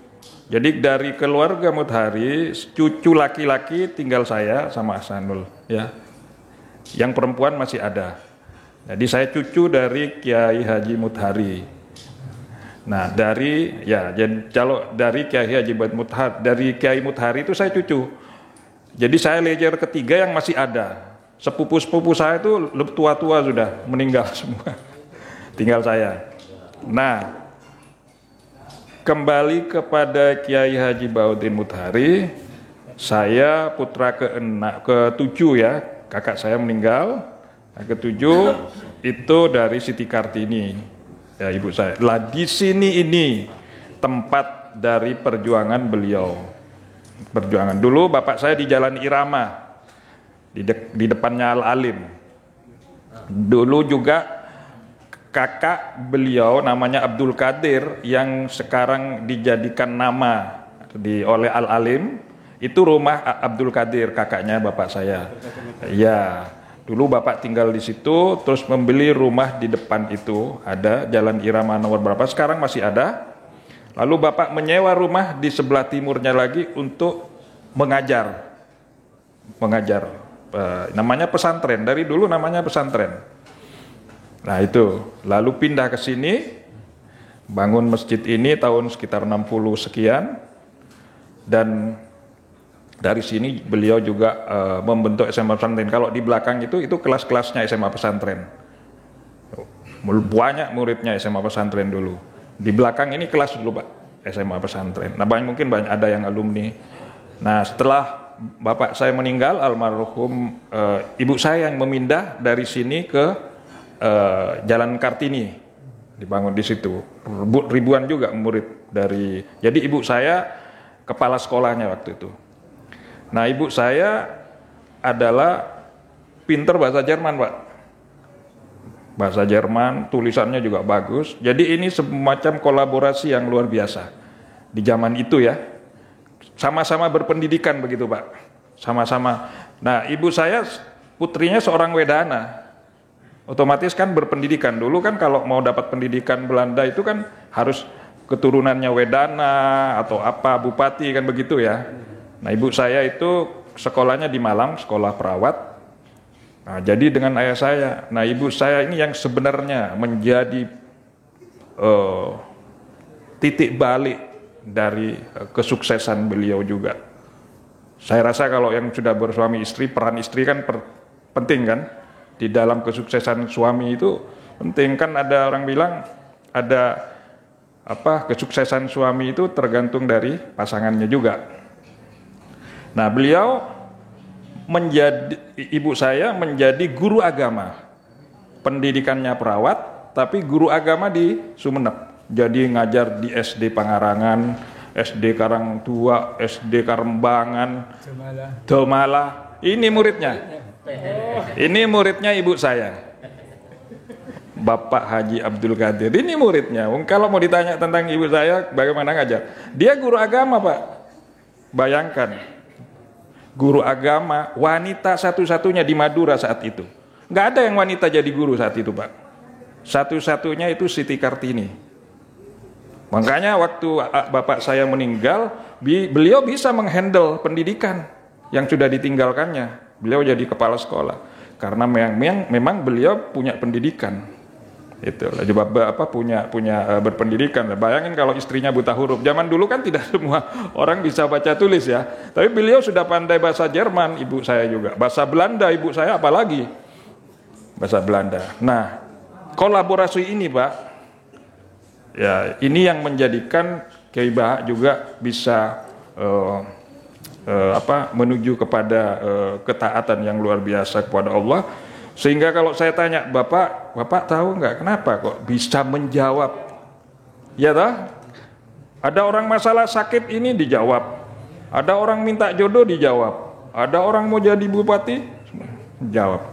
Bapak bilang cuman langsung datang jawaban itu. Langsung datang. Jadi kalau tamu di sini, Pak, itu sudah luar biasa. Habis Isya itu luar biasa tamu. Mulai minta judu, minta mana anaknya, okay. Sakit, kesurupan, ya bukan sakit aja, kesurupan, sakit, macam-macam lah. Kalau saya ceritakan tuh banyak sekali. Itu di sini, Bapak. Lalu tentang musik tadi, memang betul, Pak. Bayangkan ya, Pak ya. Tahun 60, 50, 60 seorang kiai main gitar. Bayangin gitu, main biola, ya, main akordion, Pak, main piano, Hawaiian, Pak, yang pakai listrik itu main. Saya waktu itu main sama beliau itu juga, Hawaiian, gitar, piano, biola. Kadang beliau kalau selesai makan siang tuh main biola, sebelum istirahat main biola. Makanya dulu kalau namanya kiai itu kan anti Belanda. Nah ini kok hobinya sama dengan orang Belanda, noni Belanda gitu. Jadi mendapat sorotannya tidak seperti sekarang. Kalau sekarang kiai karaoke biasa ya. Zaman dulu loh, Pak. Bagaimana zaman dulu main biola, main gitar. Nah, itulah mengapa setelah itu disebut kiai ngak-ngik-ngok karena main biola. Nah itu dari segi musik. Gimana? Oh, okay. Oh ternyata ada suguhannya ini. Alhamdulillah. Nah itu bapak saya di bidang musik. Saya mendampingi beliau dan kebetulan ini saya ini anak yang paling dimanja, Pak. Karena saya bungsu dari Siti Kartini, saya paling dimanja. Minta apa saja saya dikasih. Jadi mainan apa saja saya dikasih. Saya tidur sama beliau. Kalau beliau tang sini tang, itu digambarin, Pak, betul seperti tadi. Digambarin pesawat-pesawatan itu loh, Pak. Oh ini terus nanti ada orangnya terjun. Jadi disuruh menghayal, gitulah. Disuruh menghayal itu. Nah, saya paling kecil. Pernah saya itu minta. Dulu ada pistol-pistolan, Pak. Cetak gitu. Ada mimisnya katanya namanya dulu itu. Cetar gitu, Pak, ya. Bapak saya banyak tamu, saya minta, "Pak, ayo, Pak." Karena walaupun saya dikasih mainan, disimpan sama dia, Pak. Jadi saya kalau mau main harus minta dulu. Nah, bapak saya banyak tamu. Mau minta mimisnya aja, pistolnya sudah ada. Bapak saya mungkin karena sibuk ada tamu segala macam. "Wah, ya bos, di atas, Wah," kata. Saya lihat ke atas, Pak, mimisnya jatuh ke saya, tong gitu. Entah dari mana itu, Pak. Jadi santrinya yang gaib itu mungkin disuruh nurunkan ke kepala saya. Nih. Santrinya itu, tak gitu. Oh. Jadi datang dari langit-langit itu mimis itu. Nah itu. Kadang saya kalau tidur bersama beliau itu diguyonin sama santrinya yang gaib itu. Saya digelicek katanya nih itu, Pak. Sudah, Pak, jangan gitu. Nah itu kesan-kesan begitu humanisnya beliau. Begitu humanis dan begitu baik sama anak-anak kecil, ya, sama anak-anak itu. Jadi tidak pernah marah. Ibu saya juga tidak pernah marah, saya tidak pernah dimarahi. Dari kedua orang tua ini tidak pernah marah sama anaknya. Kalau Bapak Ibu sekarang belajar psikologi tentang anak, memang anak itu nggak boleh dimarahi, Pak. Iya, saya nggak pernah marah beliau, sabarnya luar biasa. Nah itu mengenai musik. Mengenai sholat malam tadi Bapak membahas juga. Sholat malam, ya. Kalau bulan puasa, misalnya, ya ini agak syariah, kalau bulan puasa kan kita sudah witir, malam beliau sholat witir lagi. Ini bisa-bisa kan banyak menentang. Kok sudah witir lagi? Mana ini hadisnya? Mana hadisnya? Kalau saya tanya sama ayah saya, apa jeng witir boleh Pak? Saya tak boso loh sama bapak saya, nggak tahu. Paling anak yang tidak boso sama orang tua dibiarin sama ayah saya. Kalau yang lain kakak kayak saya boso, engkipa. Kalau saya iya enggak gitu loh. Begitu dekatnya saya. Kalau ditanya, saya coba perak apa jeng? Masuk akal juga. Ya perak apa jeng? Jadi ini fikih sudah ditinggalkan, tetapi kecintaan kepada Allah. Ya kalau kita mau menghadap Allah kapanpun kan nggak usah dicekat-cekat oleh fikih. Ini makrifat sudah. Ya, siapa apa jeng? Benar juga. Saya mau menghadap Allah kapan saja kan? Masa dilarang mau witir 2 kali? Ini jawaban beliau. Nanti Bapak bisa bahas sendiri itu hadisnya gimana, ya. Ini makanya saya ingin menjelaskan supaya lebih lengkap mengenai sholat Id, Pak. Beliau itu yang menjadi pionir sholat Id di lapangan. Ini saksinya Pak. Tapi sebelumnya pernah Pak. Ada ya. Jadi enggak apa-apa, interaktif. Jadi tahun 57 itu sholat Id pertama dilakukan di depannya El Malik di gotong royong. Bukan. Sebelum gotong royong di Pulau Mas. Nah, di situ. Oh iya tahu saya. Tetapi pada tahun 1930-an sholat Id itu sudah pernah dilakukan di tanah Asem Turunan Karangjati, Tunggak Jati Pamoloan. Di dekat Pak Mahmud ini, Tunggak Jati Pamoloan sana. Ketika sudah mau dilakukan sholat Id, gitu. Mohon maaf. Iya, tidak apa-apa. Tidak. Iya. Mau dilakukan sholat Id, itu bukan hanya dilempari batu, dilempari kotoran. Betul. Mohon maaf. Itu pun tidak banyak yang ikut, hanya kurang lebih 30 orangan. Warga Muhammadiyah saat itu saja yang ada. Nah setelah itu kemudian terus dilakukan, sampainya yang agak besar itu dilakukan pada masanya Ki Bahauddin Mudhari. Yakni di depan, mana ini? Di depan, sebelum gotong royong itu di Pulau Mas itu. Ya dulu lapangan tenis itu, lapangan tenis itu. Saya nggak tahu. Cuma katanya Pak Rahim yang cerita, ada Pak Rahim. Ya. Di lapangan itu kemudian pindah ke gotong royong. Setelah itu dari gotong royong kemudian pindah ke lapangan tenis. Di depan tenis pendopo. Ya. Nah di situ yang pertama kali yang jadi khotib adalah Pak Kadir AS. Iya. Ada Pak Kadir itu. Setelah itu baru pindah ke lapangan Pemda. Itu masih baru-baru ini saja.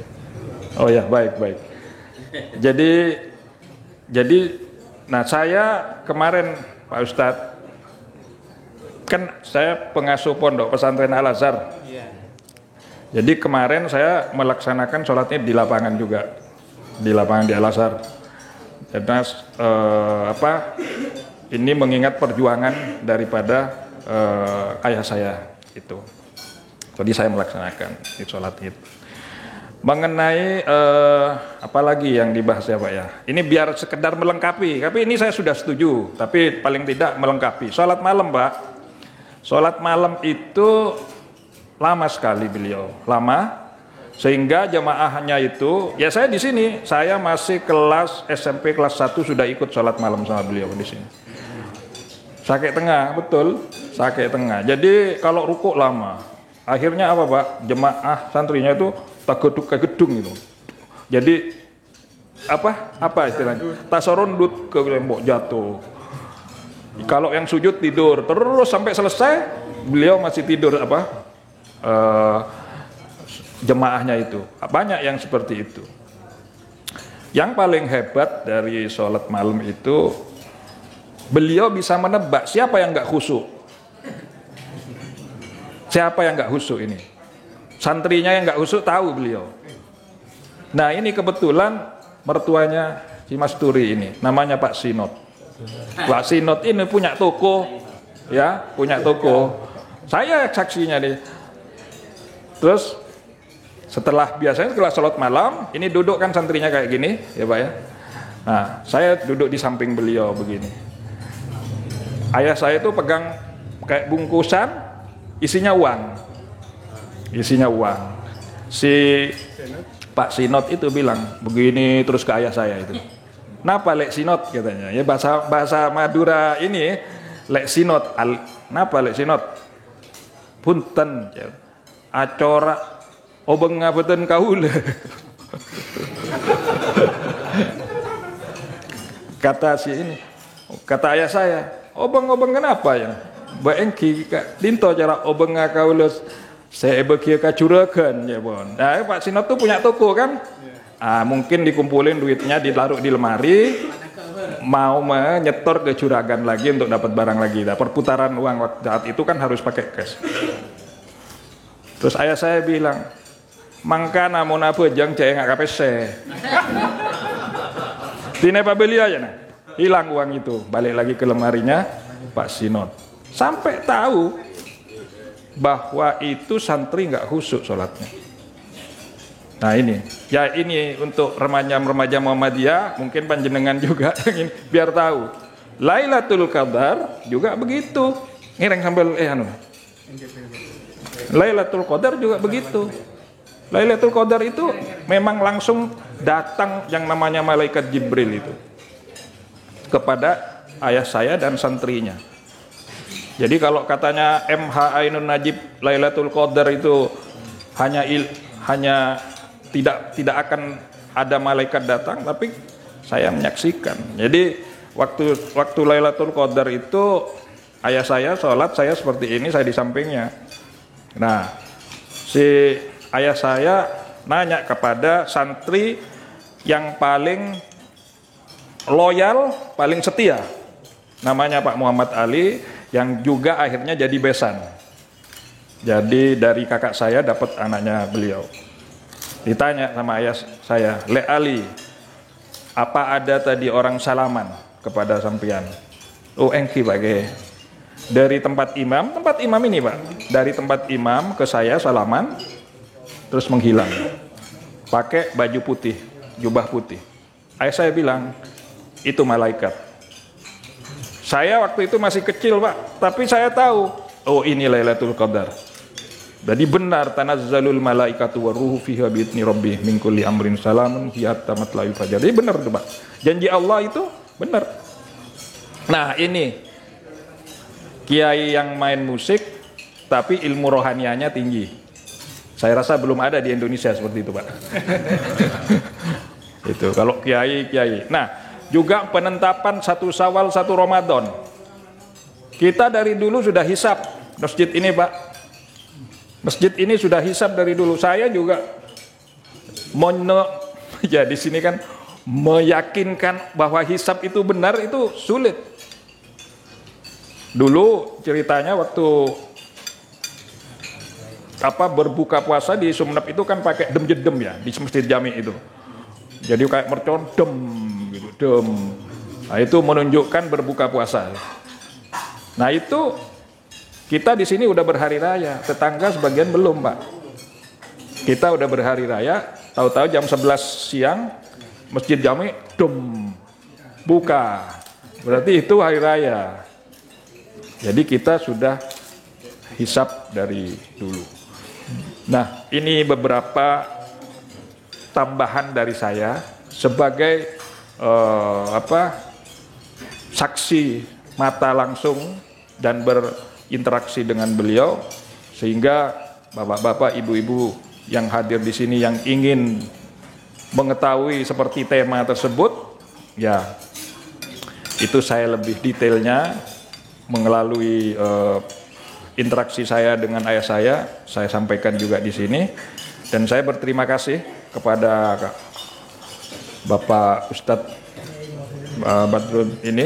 Bahrus Surur ini, karena mau mengangkat keluarga Kiai Haji Mudhari di dalam buku beliau. Karena memang kalau tidak ada yang mengangkat, orang Sumeneb ini sepertinya biasa-biasa saja kan begitu Pak, atau iya tenggelam. Dan kalau saya yang ngomong dikirain subjektif, ada maksud-maksud tertentu. Tapi kalau orang lain yang mengangkat mungkin lebih objektif. Nah, saya menambahkan. Dan kalau saya sendiri berkeluarga, punya istri dari keluarga Muhammadiyah, keturunan Wardi Sestro itu Pak. Jadi Mbak Fausia itu yang Bapak ceritakan itu ponaan sepupu istri saya. Pak Kadir. Ya, Pak Ustadz Kadir Muhammad itu keluarga istri saya semua. Jadi keluarga istri saya juga Muhammadiyah, kental Muhammadiyah. Bahkan rumah yang di mana itu di Karang Dua itu hibah dari ibu mertua saya, Ibu Nurdiana Tayyib namanya. Ibu Nurdiana Tayyib itu rumah nenek saya, di mana di situ masa mudanya Ki Baha di situ Pak. Di Karang Dua. Iya, artinya di Jagatimba, tapi tempat mainnya di Karang Dua. Di Karang Dua itu ada putra-putranya Bapak Abu Bakar dan Ibu Sarkia itu punya putra-putra. Nah itu teman mainnya bapak saya. Jadi bapak saya sering main di situ. Bapak Abdul Wahab ini yang di Jalan Kartini itu teman ayah saya juga. Dulu terus kerja di pos. Nah itu di situ. Jadi saya dan istri ini termasuk keluarga besar Muhammadiyah. Jadi biar kita juga bisa memahami dari apa yang diperjuangkan oleh Muhammadiyah. Tapi yang paling seru ini Pak, paling seru itu saya kan punya pesantren Pak. Santri saya nanya, Pak Kiai ini Muhammadiyah apa NU? Nah, ini rapatnya Pak Kiai Muhammadiyah itu. Saya bilang saya di atas Muhammadiyah sama NU, saya bilang begitu. Karena apa? Ayah saya Muhammadiyah misalnya, tapi dia Maulud Nabi menyelenggarakan Pak di sini. Saya yang baca tiba. Coba Muhammadiyah tapi anaknya suruh belajar tiba, baca tiba. Padahal tiba dan segala macam itu identik dengan NU. Itu. Nuzulul Quran kita menyelenggarakan. Nah ini jadi bahasan lain ini nanti sama bukunya Batin dengan ini. Ya, jadi Muhammadiyah tapi cair juga dengan NU. Muhammadino ya apa itu? Muhammadiyah NU. Sekarang dakwah kultural. Dakwah kultural. Makanya saya bilang kita sudah tidak seperti dulu lagi ya di dalam metode dakwahnya. Jadi kalau menurut saya itu hanya metode dakwah Pak dulu Pak. Tidak ada bedanya. Ayah saya kalau subuh biasa nggak kunut. Tapi saat Ramadan kunut. Jadi imam. Nah ini jadi bahasannya Muhammadiyah juga. Jadi selain beliau tokoh Muhammadiyah yang sangat dibanggakan oleh Muhammadiyah, tetapi secara kultural beliau juga ada yang dilakukan seperti perayaan-perayaan tadi. Nah ini penjelasan sedikit mengenai ayah saya dan keluarga saya agar masyarakat lebih tercerahkan. Matur sakalang kok nggak dintorabuna. Sedikit Pak Kiai. Engke. Saya juga pengen cerita tentang, ya mohon maaf, tentang dialog dengan orangnya Kristen itu. Iya. Terus posisinya waktu dialognya. Setelah Muslim ya, Antonius Widuri itu ingin ketemu ayah saya. Lalu beliau ingin berdebat tentang agama Islam dan Kristen, perbedaan agama. Kemudian ayah saya bilang, wah itu waktunya panjang, tidak bisa di dalam setelah acara ini. Nanti kita tentukan waktunya dan tempatnya. Begitu ayah saya. Tapi jangan bilang sama orang-orang. Artinya itu pertemuan tertutup. Itu. Lalu terselenggaralah itu di rumahnya mertuanya Cimasturi ini di belakang ya, Cimasturi. Yang di belakang. Bukan, ini Pak Sinot yang tadi punya uang itu. Nah, jadi di rumahnya Pak Sinot di Jalan Pujangga tapi yang di gang di belakang. Terselenggara di situ. Namanya dialog. Sebelum itu untuk dialog. Tapi nyamana isu menep. Soroja alo bolo, saya datang banyak ya. Kota kecil kan gampang. Oh ada ini. Datang yang menonton banyak. Nah Bapak menyiapkan seorang penulis. Dulu ada namanya Pak Latif. Itu guru stenograf. Yang nulis cepat itu. Steno. Itu Pak Latif guru SMA 1 itu. Yang diundang Bapak untuk nulis. Ada yang bagian moto, ada yang bagian merekam. Maka terjadi sampai 7 malam kalau tidak salah. 7 apa 8 saya lupa. Ya itu, awalnya seperti itu. Jadi dari keinginan Pak Antonius itu. Di sini, di rumahnya Pak Marzuki sini, sebelah ini. Santrinya Bapak juga yang setia. Ya, pun apa boleh? Berarti hari Senin Pak aslinya. Siapa? Yang Antonius itu asli. Bukan, dari Jakarta beliau. PT Garam ini kan pegawainya dari Jawa banyak, ada yang dari Batak, dari mana, karena kan sebagai engineer dia, sebagai kayaknya insinyur dia di PT Garam itu, insinyur. Jadi PT Garam itu pegawainya dulu banyak dari luar kota juga, dari luar Madura banyak. Nah dia salah satu orang kalau nggak salah aslinya di mana ya, pokoknya di Jawa lah. Nah itu saya belum Saya coba di bukunya. Ya. Terus akhirnya ya masuk Islam, ya anaknya masuk pesantren semua. Dan sudah almarhum beliau. Almarhum, istrinya sudah almarhum. Ya itu, jadi kata orang-orang saat itu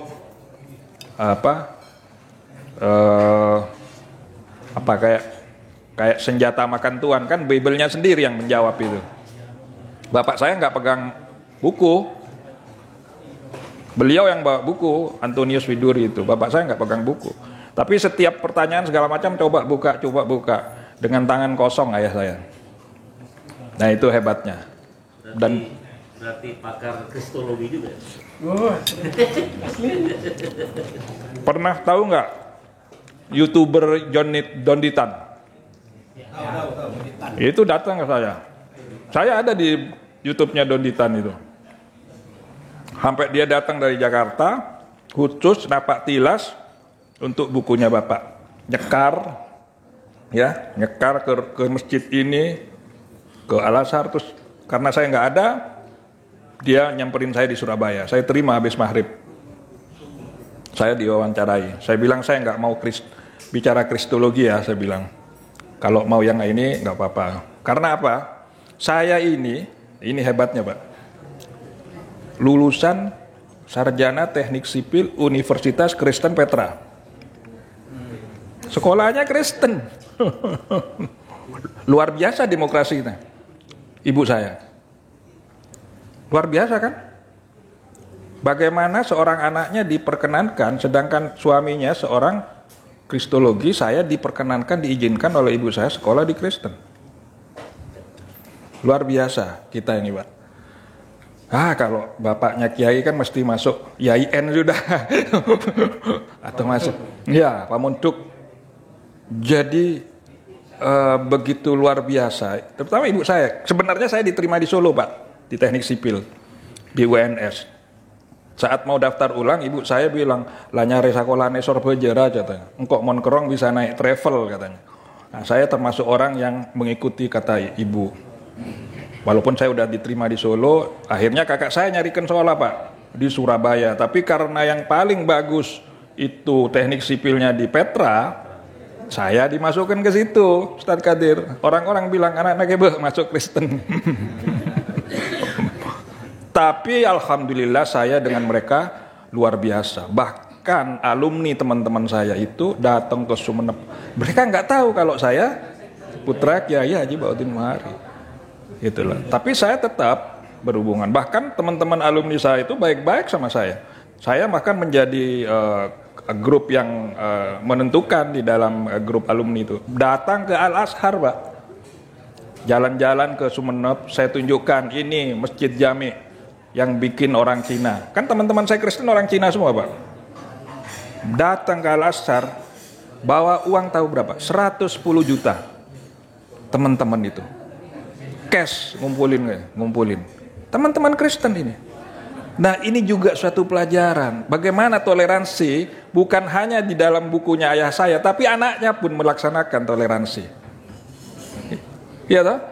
Saya ini melaksanakan toleransi betul kepada umat non-muslim walaupun berbeda keyakinan. Tapi toleransi saya luar biasa dan membuat mereka toleran juga sama saya.